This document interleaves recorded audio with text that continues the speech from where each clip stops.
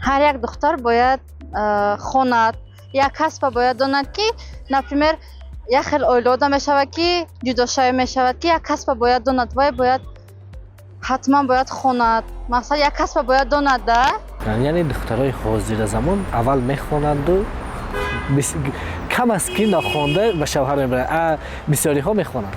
با فکر من دختر معاصر باید همیشه در تلاش از خودکنی علم باشد، نه وابسته از اونی که مثلا دختری وی معاصر است معاصر نیست، وی همیشه باید اول گویم که علم آموزد.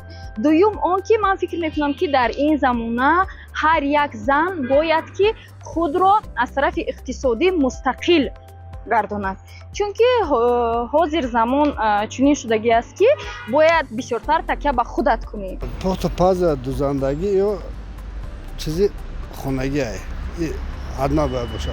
وقتش معلومات عالی باید داشته باشه. دختر حاضر زمان باید که همه طرفه دانش و ملکه خود داشته باشه، در خانه تربیت خوب داشته گرفتگی باشه. وقتی که ما ارزش های خودمون، وقتی که ما سنت های ملی خود را که به فرزنده و دخترامون یاد میدیم و یا خواهیم نخواهیم در همین چارچوبه باید و یا به وای رسانه به کمالات رفته رسند.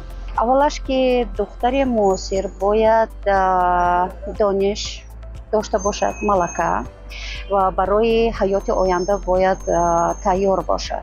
من بیشتر میخواستم که دختران جوان حاضره باید که دانش خوب داشته باشند که خود را میدونید با دومی گویم خانواده ناندازند که فقط برای یک لقمه نان شده امونجا همچون یک غلام کار کند.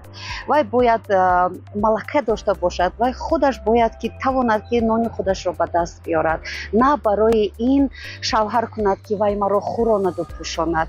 این یک میدونید نظری که 100 سال پیشتر ممکن بیشتر از این شده باشد کهنه شد.